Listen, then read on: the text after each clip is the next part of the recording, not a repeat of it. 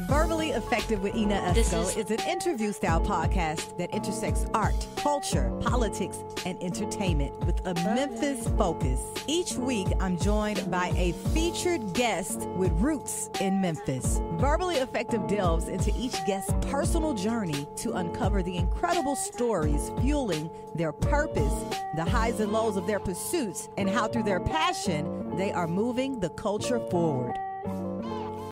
Greetings, and welcome to another edition of the Verbally Effective Podcast.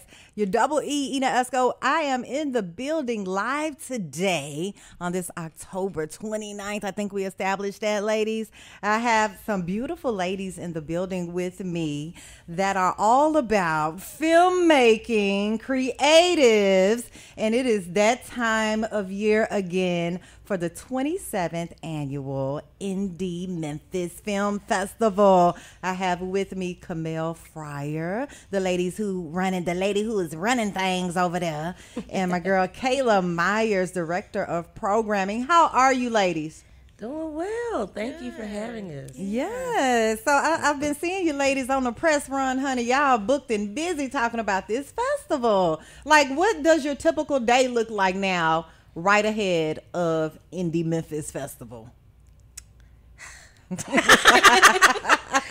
Whew, that is such a loaded question. I mean, honestly, it depends. The closer we get to the festival, definitely the more we're trying to talk to as many people about it, having meetings with leaders about it, posting about it, doing whatever we can to make sure that the public knows about it. But also, there's a lot going on behind the scenes as well.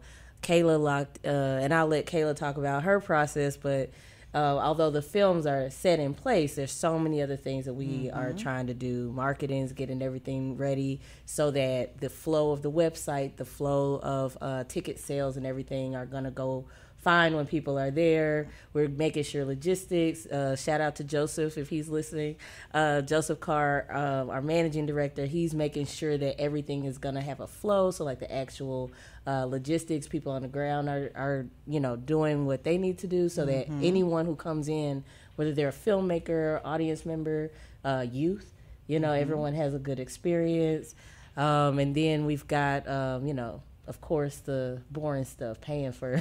Ooh, them invoices been coming in. Those invoices, making sure we have a process, even with that as well, and keeping track of everything when things need to move forward. There's just a lot going on behind the scenes. I can only imagine. Oh, wow. Kayla, what's your day looking like now? It's a lot of, like Kimel said, kind of like filmmaker communication, making sure they understand what to expect at the festival, that they know like when their screening is, who's coming as part of, especially for our hometown of filmmakers, we have Q&As with every single one of those screenings. So knowing are the filmmakers going to be there, or any participants or crew from their films going to be there, and also just like ensuring that all of the materials that we need for those screenings are like ready and set, and that the filmmakers are excited, and like Kimel said, also making sure that we're communicating as much about this program that we're really excited to be able to present to all the Memphians. There's so much that I'm sure we'll get into as we are going to get into it, because what we all want to know, what is different about this year. And I know you ladies put a lot of thought and planning into what the core messaging, the core themes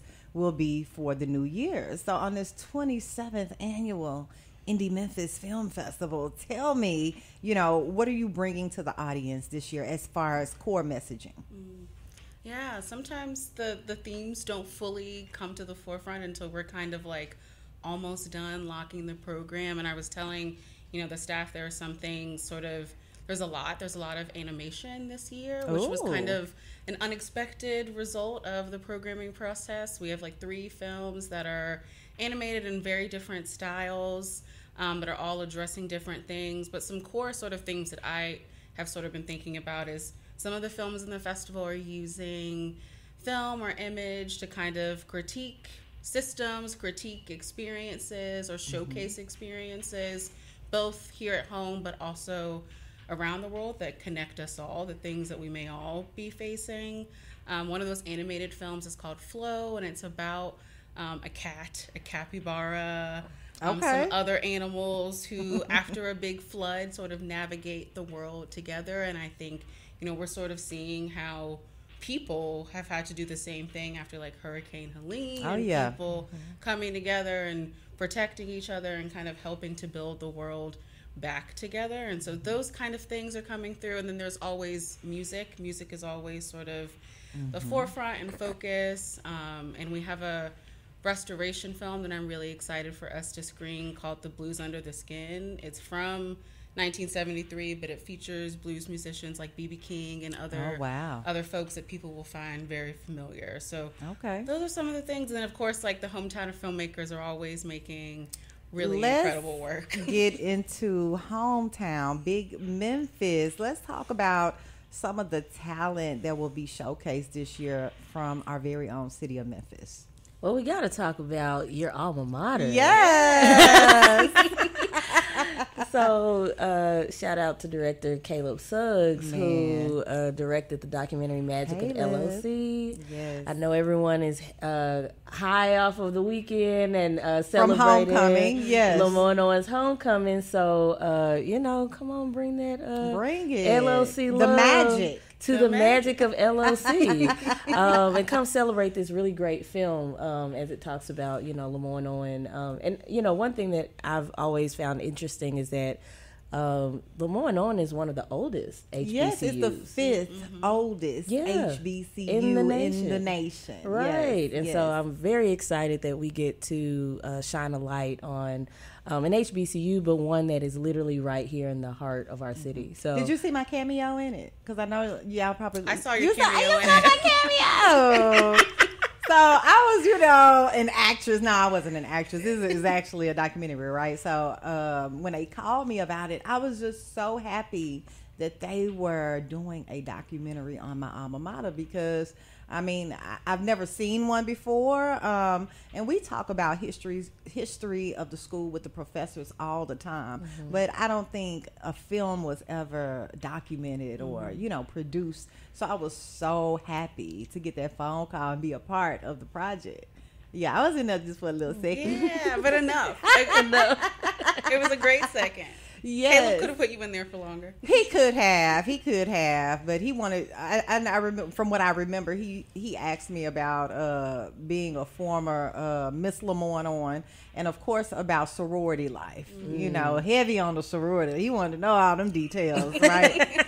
But hey, when you're dealing with an HBCU, you're gonna have that Greek life. But other than the doc on my precious LOC, tell me more about the Memphis talent involved this year, because I heard of some good stuff out of Whitehaven as well, right? Yeah, we have. So there's a film called Big Time that is about a longtime coach at Fairleigh High School.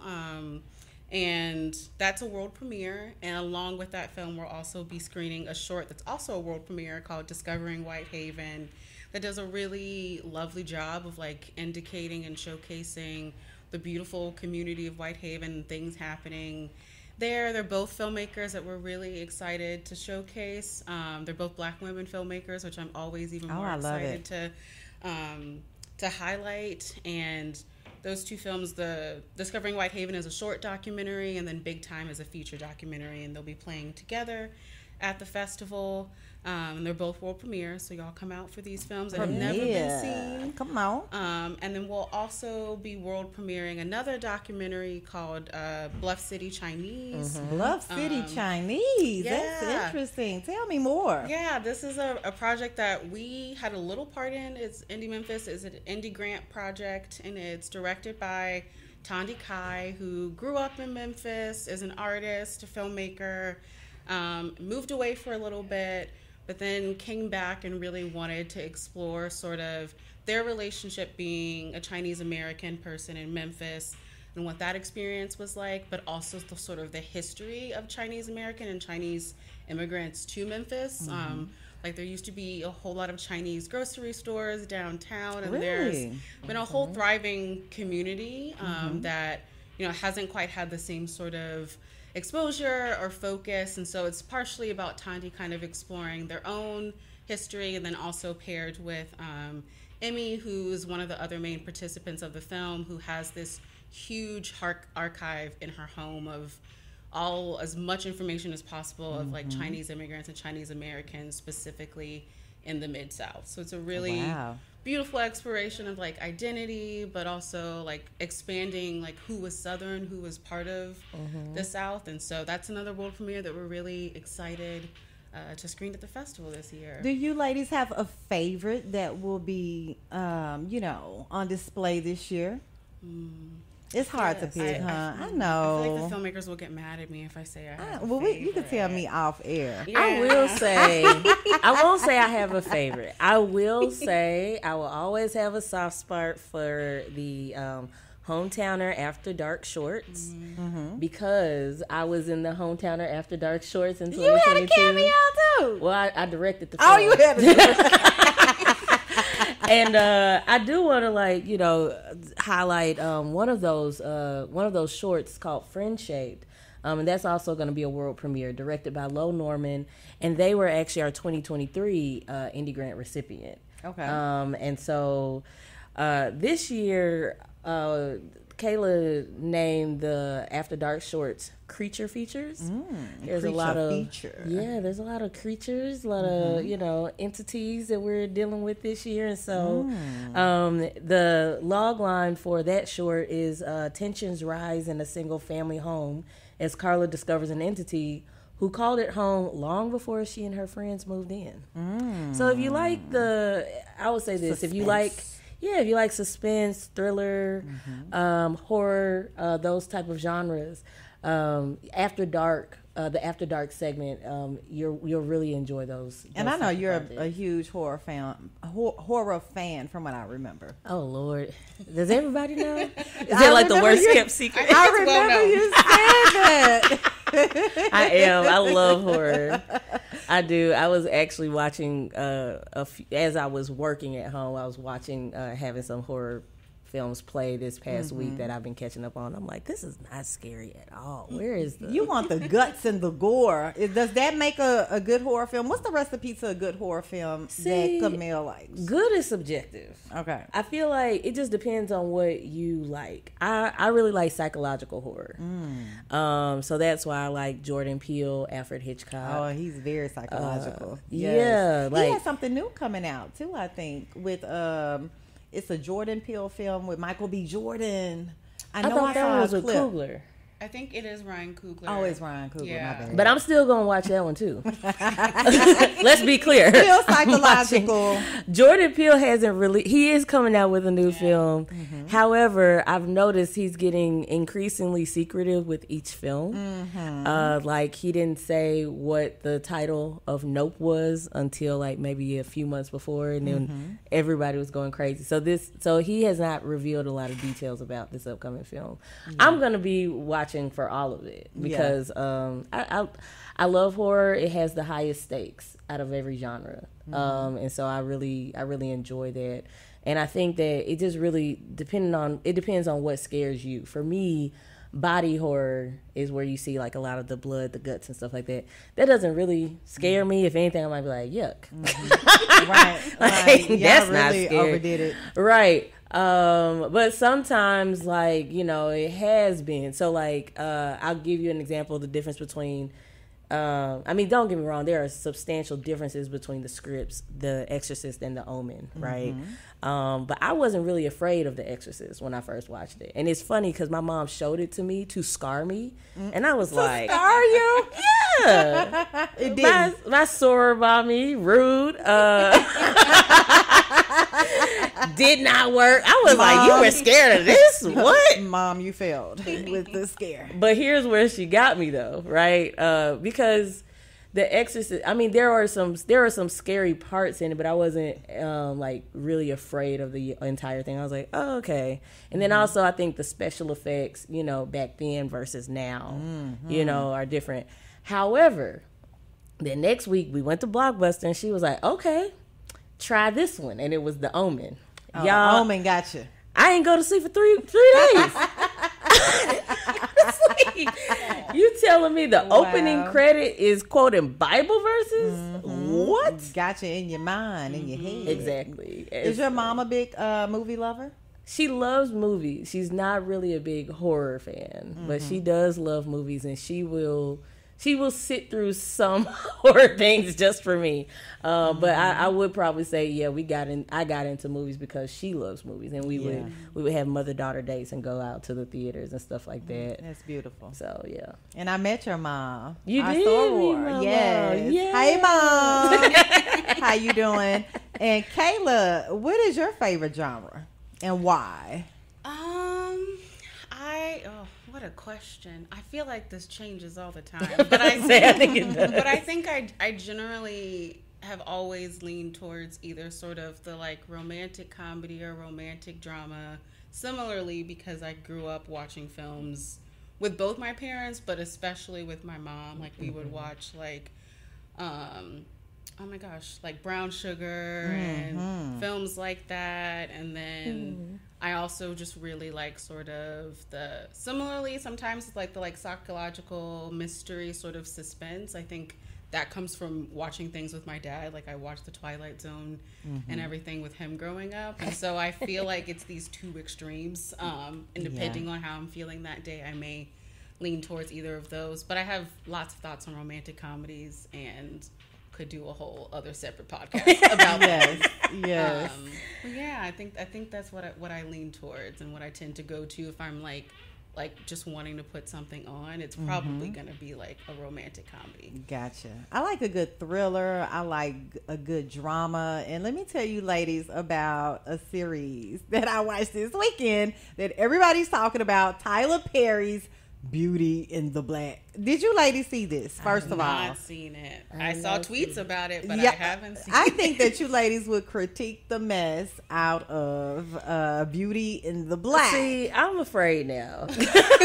And you should be. But it's like so crazy. I'm going to finish this craziness that's in front of me. Okay. I have to know how this ends. Like, this is too wild for me.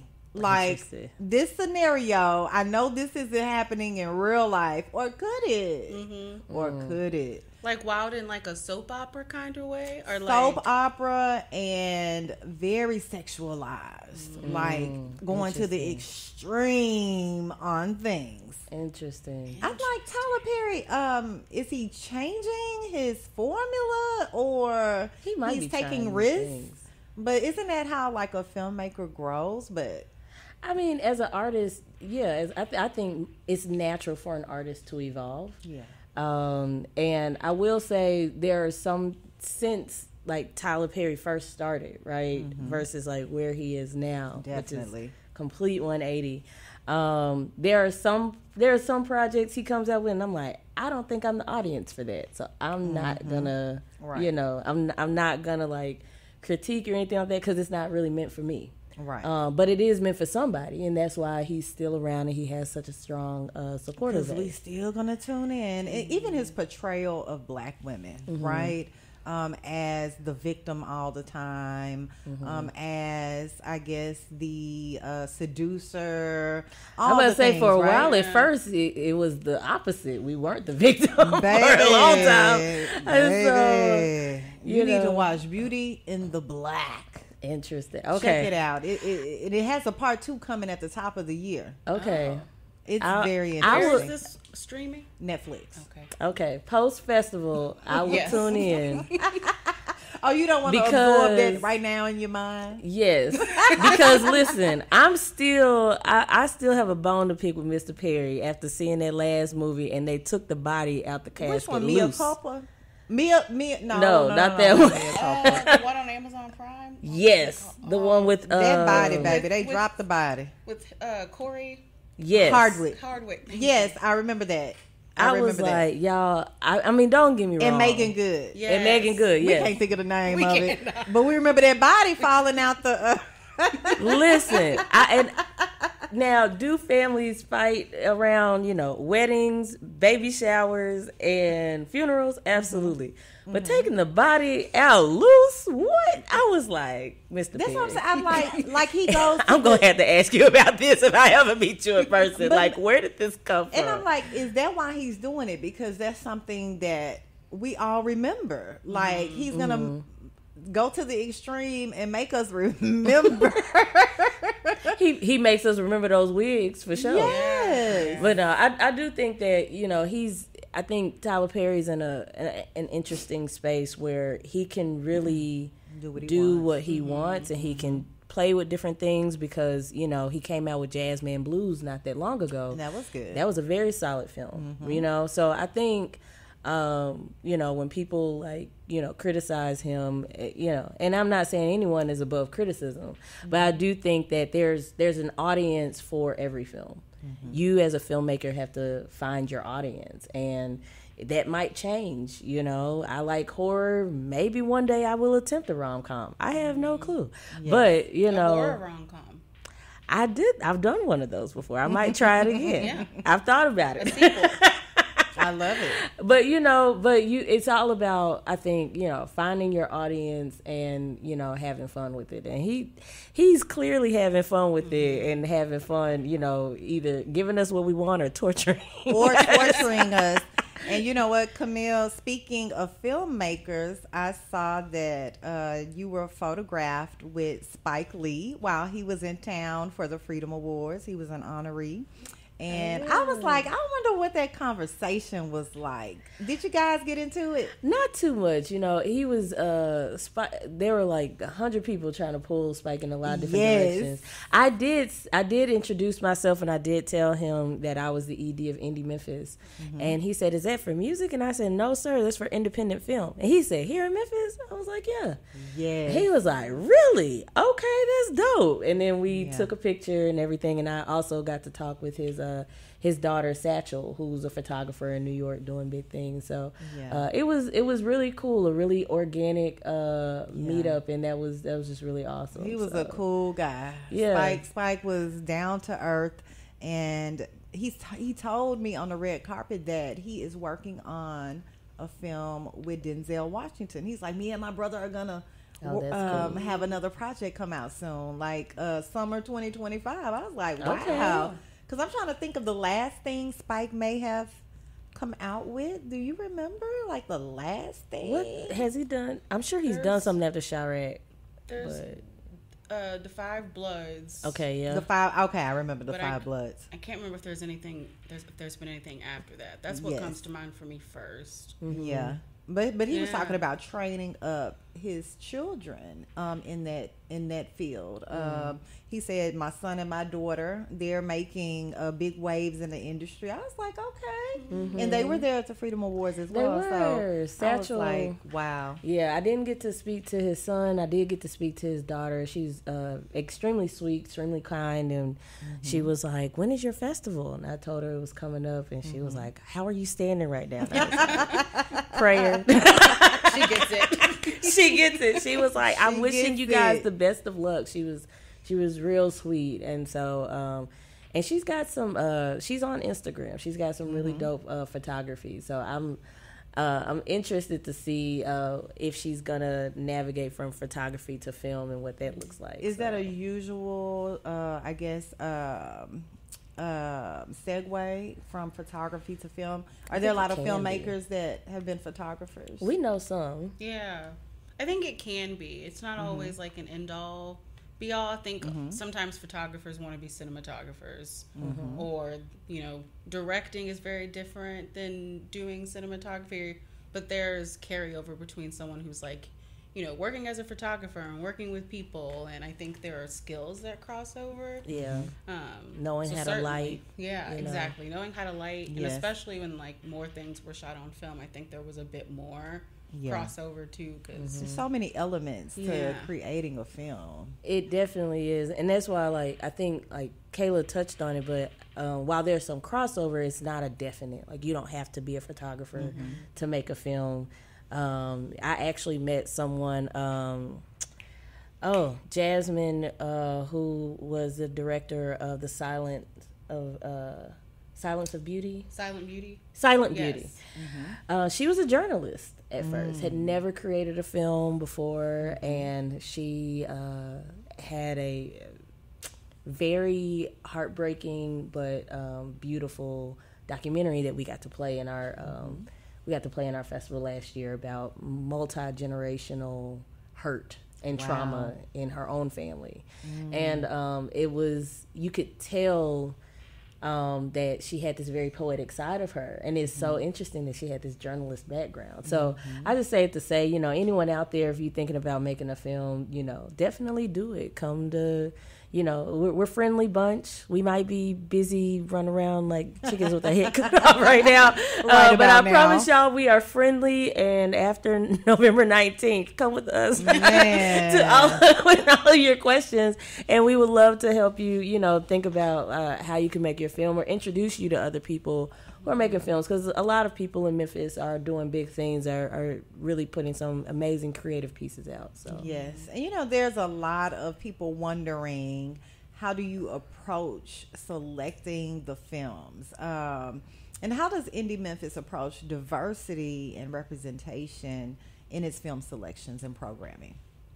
Well, I think the way that we've always operated is that who maybe isn't initially the audience for widespread Hollywood, that's who the center is for us. So that's Black audiences, that's anyone of any sort of marginalized group, because our motto for a long time has been film for all, and that is who we're thinking about as much as possible in the programming process, on both the side of who's coming to our screenings, who's actually in the audience, but also who's behind the camera, and who are we actually supporting and uplifting by showcasing their work. And that's hopefully in the way that they work. So asking questions on our submissions, when we do submissions, how was your crew experience? How did you take care of people on set? Because that's also just as important to us as is the film good? Do the people enjoy the film? But also making sure the slate is kind of as balanced as possible. So having, some comedies for some people who maybe want things that are a little bit lighter, but also having some more challenging work, like our departures section, that's a bit more experimental and kind of pushing the form of film, but then also those things that are kind of all in between that.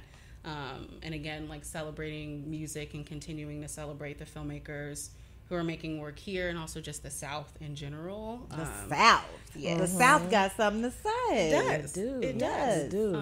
And so I think that's it's a hard process because we can't take everything. There are some films we have to say no to that we still, have a lot of love for, but it just may not make sense for that particular year.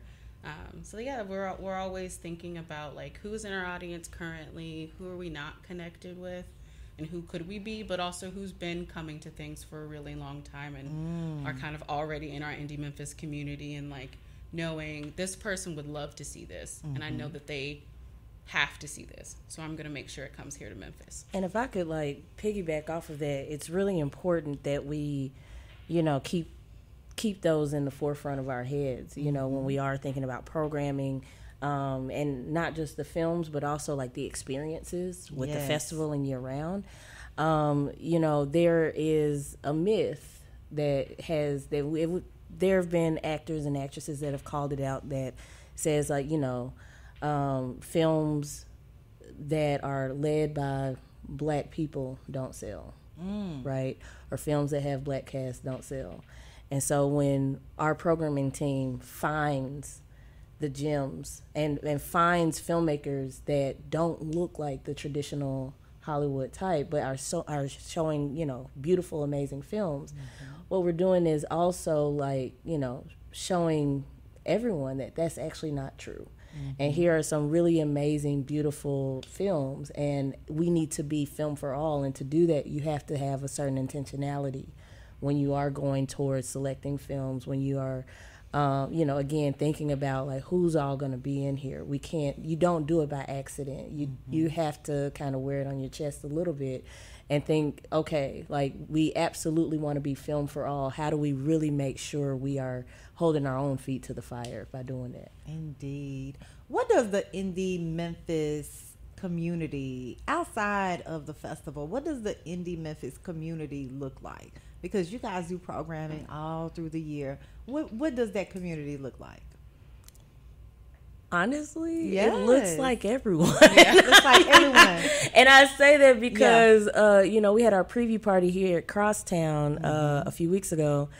And there was an audience member that came to me and was like, y'all say like film for all, but like this is really like everyone. Like there's not like it's not just film critics. It's not just youth. It's not just, black people. Like it's mixed. And I was like, yeah, we really are film very for diverse. All. We are very diverse. Yes. We want to create an inclusive environment. We want everyone to be able to find community and to be able to find films that they navigate to and to be able to bond with other people for those films. What we want to connect other people is good programming, is quality films, because we are in Memphis, Tennessee. Yes. So we should not have to go to New York or LA or Atlanta or, God forbid, Nashville to see a good quality film. She said, God forbid. Nashville. Okay. No, I'm just playing. I actually have a lot of friends and family in Nashville, so when they hear this, my phone is going to be blowing They're up. going to blow you up. Oh my God, they're going to be talking so much stuff. That's why I joke. I have nothing but love for people from Nashville and in Nashville, but I absolutely stand on the fact that us being in Memphis doesn't mean that we should have anything less than the best. And so that's what Indie Memphis strives to do. We bring the best, and everyone comes out to see that. And, I'm very proud of the diversity that we've been able to accomplish over the years, even before I started, because Film for All, to my understanding, really began around like 2016, 2017. So to be able to be in 2024 and still maintaining that and still being known for that, I'm very proud of our organization for being able to do that. Yes, you guys have evolved so much over the years. And what I want to know is, let's talk about, for a minute, like you mentioned, the little sleek joke about Nashville. Film festivals, because you guys put this huge film festival on here in Memphis every year. What has been one of you guys' favorite film festivals that you've attended, and what have you brought to Indie Memphis Film Festival from your fave?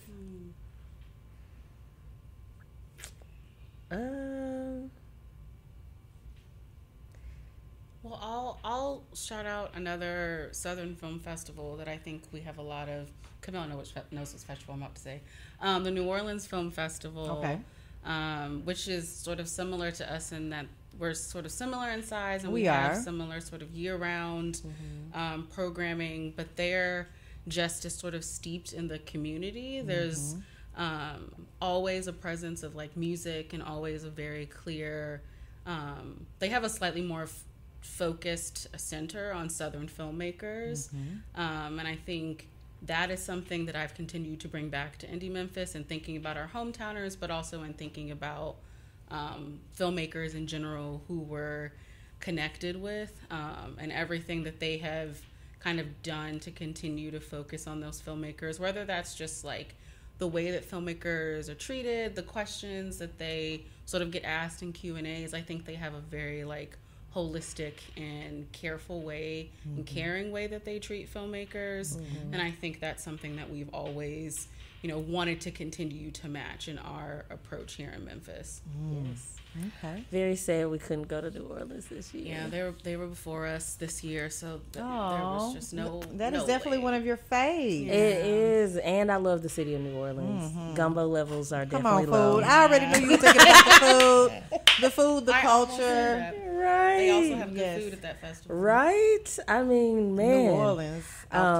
I would also say I've always had I haven't gone to Sidewalk yet, but I have definitely enjoyed the programmers that I've met there, and I really love that their education segment of their organization.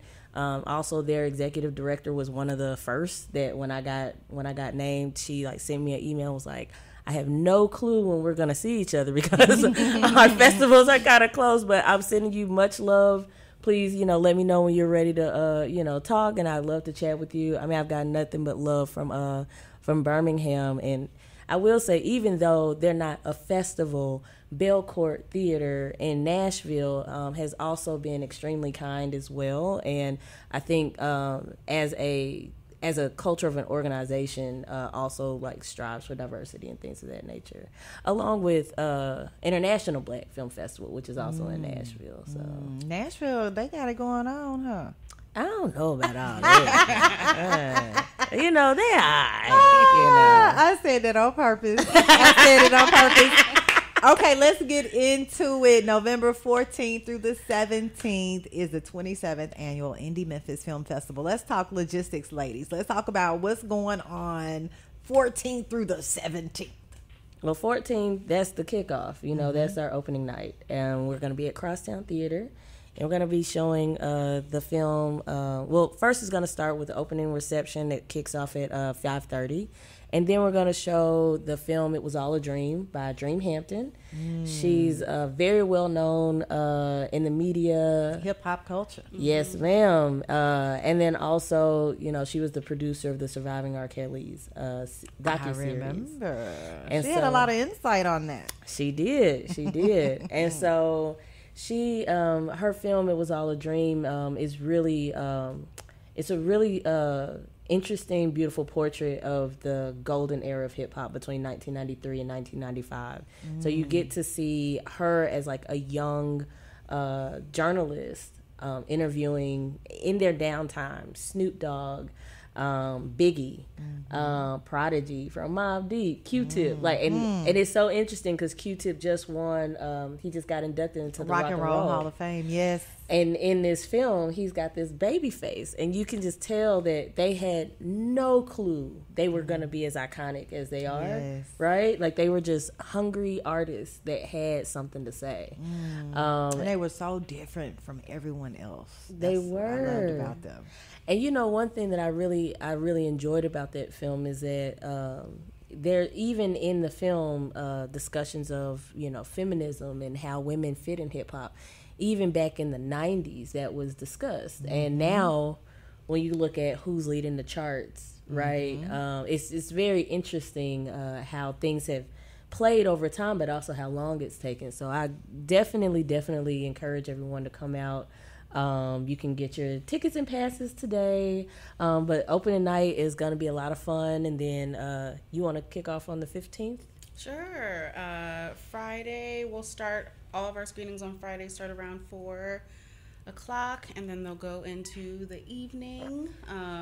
That is also the day where we're having our trivia party. So if any folks at Hampline listening are good at trivia or just want to come and answer some questions and enjoy, if you're a pass holder, you'll get a complimentary beer from Hampline Brewing and then a discounted pizza. It'll be an $8 pizza. And then it'll be hosted by one of our programmers, Shayana Fillmore, who hosts trivia all the time in New York. So she's kind of like an expert and has it down, and she's a delight of a person. So I think if you all come to trivia, you'll have a really good time, and that'll start at 7 at Hampline. So you can go to a couple screenings on Friday and then come to trivia. And then for those who were in our Black Creators Forum Symposium, we'll have a kickback for them earlier in the day. And then that's Friday. We have a couple films that Friday called, another music film called Dory Previn, On My Way to Where. One of the filmmakers will be here, and that's about a musician who used to write songs for MGM and then eventually created her own sort of singer-songwriter career in the 70s. Wow. And then we'll also have on Friday a film called Boys Go to Jupiter. That's an animated film by a filmmaker named Julian Glander. And it is sort of animated like a video game kind of style. It's really, really beautiful and has this kind of off-kilter sense of humor at the same time. I like the name of it, Boys Go to Jupiter. Yes, it's great. So those are a couple highlights from Friday that I think are worth people. Oh, there's also another revival title that we have this year called Naked Acts, that's directed by Bridget M. Davis. This is the new restoration of this film that originally came out in 1996.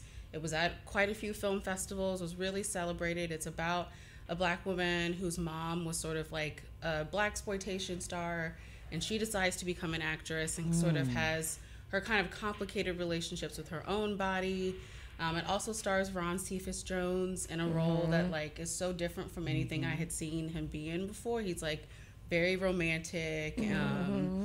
And after the film premiered, it had a hard time getting distribution. Like the distributors were like, who was this for? Who's the audience for this? Wow. As if Black women and Black people aren't an audience. And I see. That narrative. It's a myth. It is a It myth. is a myth. It is a myth, especially in 1996. Right. Out of all the and time. I know. Best films. Oh my. Yeah. So Okay. I'm really excited for us to screen this restoration of it. It's had the second new life this entire year, screening all over the country. So I'm glad we can bring it here to Memphis. And then Saturday morning, we'll have some sessions, some educational sessions for filmmakers that will be provided by Seed and Spark, and also a special segment, a special session from Eventive, our longtime partner, letting them know about a new program that they will be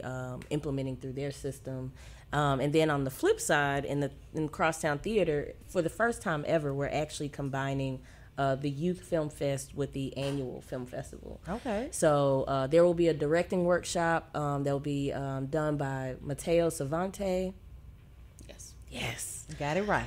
Listen, the country accent. If anyone listening to this if your name has been butchered by me, please understand to charge it to the head, not the heart. Not the heart. I'm from the country, and it's tough to beat sometimes. The accent is thick sometimes.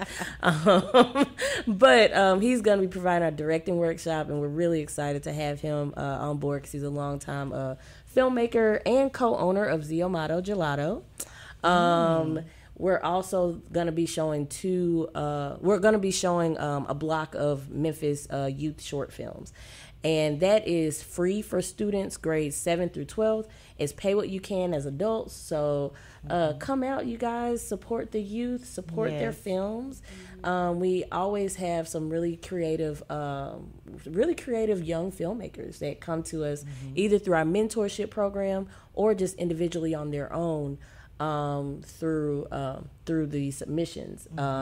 We will also be showing national submissions from the youth online, but not in person this year. So you can also check that out as well, especially if you have a pass. When you have a pass, you get access to all of our virtual offerings. Gotcha. And then that's Saturday morning. Some other Saturday highlights. I'm trying to think about what else is on the day. It's a lot, but I will say this: jam-packed. It's jam-packed, and we'll be at Crosstown Theater and Malco Studio on the Square. So there will typically, if anyone has never gone to a film festival, it is very normal for films to be playing at similar times or to be like blocked off at similar times. This year, we did listen to constructive criticism that said our biggest feedback the biggest piece of feedback we usually get is that there are too many films that people want to see close to each other. So this year we will have encores. So on the 18th and 19th, you will have a chance to be able to see some of the films. So check, watch the schedule, and you might be able to carefully craft what your viewing schedule will be. Our centerpiece film will be on Sunday, and that's going to be at Crosstown Theater, and that's the Nickel Boys. The Nickel Boys. Yes. Tell me about the Nickel Boys. It's based on a novel by Colson Whitehead, and something that's distinct about it, the way that it's shot all in first, not all of it, but parts of it are in first person, similar to the perspective of the book, and it's directed by a filmmaker named Ramel Ross, and the cinematography is by a filmmaker named Jomo Frey, who shot our opening night film from last year, All Dirt Roads, Taste of Salt. He is an incredible cinematographer, does really, really beautiful work. And this is one of the most talked about films of the year. It's very likely that it may be nominated for Oscars. Okay, the Nickel Boys. And features some really incredible performances. It's from its 2 lead actors, but also its entire cast. Really, really strong film. It's definitely something that I think people will not want to miss at the festival. And that's Sunday. And that is Sunday at 6:30. Okay. Some other highlights, just to go back to Saturday. Flow, which is another of our animated films. The film that I mentioned earlier plays on Saturday. We also likely really strong film from this year is called Dahomey, directed by Mati Diop. Homie. Dahomey. So if you D-A, one word. Like oh, it's one word. Not like Dahomey, but like D-A. I thought it was the homie. Okay. One word. Spell it for me. It's Dahomey. So like the Dahomey Kingdom. Not the homie. Yes. See, I caught that. I was like, not the homie. The homie. My mom makes the same joke every time I tell her about the program. She's like, the homie? And I'm like, Mom. But this is if you saw The Woman King, that's the kingdom that they were a part of, and this is specifically about the return of artifacts from like parts of Benin and Senegal, and partially from the perspective of one of those artifacts. So it's kind of about like the return from Europe, like things that were stolen in colonization. Oh, wow. And what that means. What does it mean for it to return back home after being gone for centuries? Get it back to the homies. Give it back to the homies. And this is actually Senegal's. This is actually their submission to the Oscars. This film, it's really beautiful. Yeah. So Wow, I got to check that one out for sure. Yes. Okay, the programming is lit for this year's Indie Memphis Film Festival. Now, people can get their tickets right now online, correct? Correct. Give that website out, ladies. www.indiememphis.org. You can get passes or tickets. I will also plug that this year, if you do have a VIP pass, you can stop at Swamp Bar and you will be able to get free drinks. Drinks on us at Swamp Indie Bar. Memphis at Swamp Bar. They sound like they can make a good drink. During their open times of business. Yes. So do not show up at 10 o'clock in the morning. Chef Kelly English would never forgive me. Hey, Mr. English. So, quick question before we come to a close, because, you know, there are so many people that are listening right now that want to know, me as an emerging filmmaker, how can I submit my film? What do I need to have? What's the right ingredient to be involved in either Indie Memphis Film Festival or any film festival? What advice would you give to emerging filmmakers? I think I would say a couple things. I think, you know, if you have a story that you're wanting to tell, feel confident in that story and feel confident in your perspective, because that speaks more to me than like trying to be somebody else, like or trying like in some ways we all emulate the people. Like if you grew up watching Spike Lee, you're gonna probably emulate his work, and that's okay. But like stay centered in what story you're trying to tell. And to work laterally. So if there are people, you know, we have paused our Shoot and Splices, but generally throughout the year we have an event called Shoot and Splice that's meant for the filmmaking community to learn about a particular topic, whether that's like intimacy coordination or directing or grants and like applying for funding. That's a good way to get plugged in and to get connected with like other filmmakers in Memphis. You can meet a cinematographer at that Shoot and Splice or someone else who's sort of starting just like you. So I think any resource like that here in Memphis, or even just virtually, there's so many organizations now that open up some of their programming online. And I think also just like knowing what you're applying to, knowing what your interests are, what the interests are of the organization, and what our goals are and what your goals are as a filmmaker. I think especially if you're submitting your film to the festival, making sure like you answer those questions that we ask about like, what was the process of your film like, or what things are you interested in, or even, you know, there's a section to write like a short little letter to us. Little things like that just kind of help us know more about like you as a person and you as a filmmaker, and also how that informed the work that you're submitting to us. And like Kimel said earlier, we're very, very friendly. We're very open to what Lovely questions ladies. you have. Very demure, very mindful. Yeah. I was gonna say, you know, bring curiosity. Yes. You know, I find the people who are curious and like to ask questions and like to learn usually get the most out of filmmaking wherever you are, whether it's our film festival or somewhere, you know, somewhere else. But being curious about what other people are working on, what you want to say, how you can best figure out the best way to say it. You'd be surprised how most of us know that we are just trying to make it, and we want to help people. We really want to help as many people as possible. And so if you are an emerging filmmaker and you're listening to this and you're thinking about coming to a film festival, come to it. You know, even if it's just one ticket, you might really meet some cool people with that one ticket. When I moved back to Memphis from Detroit, I got bit with the filmmaking bug when I was in Detroit. And so when I moved back to Memphis, I was really afraid of losing it. And my mom sent me a link. And it was like, I want to say it was like a Indie Memphis, I don't think it was speed networking, but it was like an artist get together, maybe a shoot and splice. And I went to it, and Joseph, who I work with now, was just so friendly and laid back and was like, yeah, you know, talk to this person over here. They like horror, you know. So glad you came, you know. Yes. And that's honestly how a lot of people are. So, you know, don't be intimidated. Don't feel like you have to be, you know, like Kayla was saying, don't feel like you need to emulate someone. Just be yourself and be curious. And I promise you that will take you so far in this industry, in film festivals, and definitely take you far with us.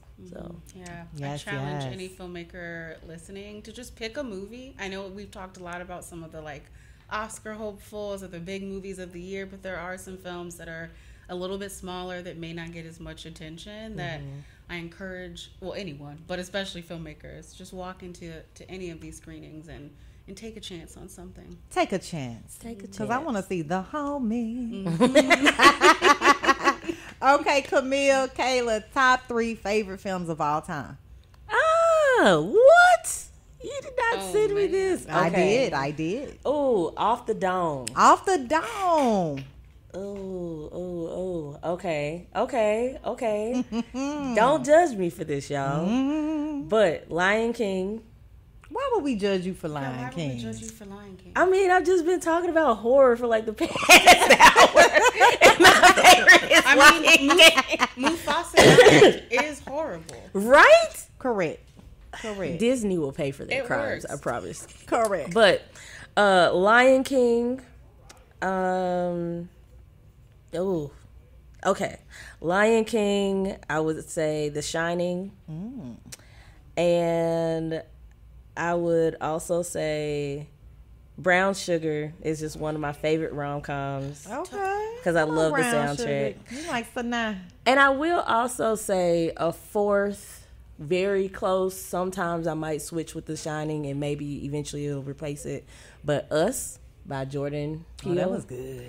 I really feel like we moved on too quickly from that. Lupita killed that role. She's really a scream queen. We don't give her enough credit, but she likes the horror genre, and I don't know. Hopefully one day I'll get her in something. Look, we knew your top 3 would have a horror flick in there. What about you, Kayla? I think right now, because I was talking about Brown Sugar, I'll say Brown Sugar is one of mine. Similarly, because I love the soundtrack, and I do also love Sanaa Lathan. So, shout out to her. Y'all like Brown Sugar more than Love Jones? I don't like it more than Love Jones. I like the. I like. I'm just just want to know, just because they're kind of like, they are, and I feel like I like the story more of Brown Sugar. of Brown Sugar. Okay. Love Jones. When I watch it back as an adult, I'm like, I don't know. There's one hole in it that was never quite fixed for me. Like the remember the married friend. Mm-hmm. That was never like really plugged back in. Like what happened with that? Gotcha. But at the same time, this was that director's. That was his first film. So. He got everything else right. He got everything else, But also, I don't know. I was like, Lorenz just showing up at my job, getting my address. He was I so feel like aggressive. He was real aggressive, and I don't know whether I should be like, yay, he was intentional, or oh my God, girl, you should have called the cops. I don't know. Gotcha. I get torn. I think that's an excellent question. But Brown Sugar, there is no question. Brown Sugar. Okay, you said brown sugar. Oh gosh, a recent favorite is this movie called La Chimera. It's directed by an Italian filmmaker. Came out earlier this year. It's about a man who works with a bunch of other people to like steal artifacts, but it's about much more than that. About like life and death, and it's very beautiful. Think of another like classic favorite. Classic. Probably When Harry Met Sally, to be quite honest. Oh, you know what I thought you were gonna say? What? Rye Lane. That's another good one. I was trying to go older though. I was Okay. Like, Chimera's 2020. Yeah. Okay. Yeah. See how y'all have to think hard to It's narrow hard. those films It is down, so like in your hard. profession as, the ladies that are leading Indie Memphis. It also depends on the day. I know. Like, Oh, you feel- may change your now mind. I'm like, what horror movie is my favorite? cause like some days, if I'm in like I don't know, just In a a different little mood. funk, I might want to watch Dark Knight Rises, which is like not a horror film, and Batman gets beaten to a pulp. Oh, wow. But like Bane, Tom Hardy with those zingers. Yeah. Yeah, I had to ask ladies because I definitely want to know the ladies. What are your top what are three? your- what are Putting your- us on the spot. What are your top three? Well, as you can see, Love Jones is one. Okay. Spike Lee's what's my movie? My HBCU movie, School Days. Oh my God, That yes. is one of my That was all-time faves. That was one of my. That was the first Spike Lee film that I ever watched. Was School Days. Love. I've been a fan ever since. Yeah. Just Yes. Eve's Bayou. That's what I was gonna say. I can't think of number 3 though. See, I don't think I have a horror No. flick up in there. I gotta can see marinate on it a minute. can see But see, that. you ladies, you look at films all day. I was like, yeah, I'm finna get them with this one. Yeah, you Look did. how I stumped y'all a little bit. The rest of the day, I'm gonna be like, I should have said something else. now I'm like I should have said Eve's Bayou because Eve's Bayou was up there. For Eve's me. Eve's Bayou. Depending is on the legit day in and the one of my hour pitch we days. ask. Like, Wow. We have Kimel Fryer, executive director over there at Indie Memphis, and Kayla Myers, director of programming, getting ready for their big 27th annual Indie Memphis Film Festival. You guys can get your tickets today. It's November 14th through the 17th, and they can get their tickets again. www.indiememphis.org. Yes, thank you, ladies, so much. I, pray that you guys have an amazing festival this year. Thank you. And thanks for coming again, and enjoy your day. And this is the Verbally Effective Podcast signing off. Make sure you hit that subscribe button on all streaming platforms. We are WYXR.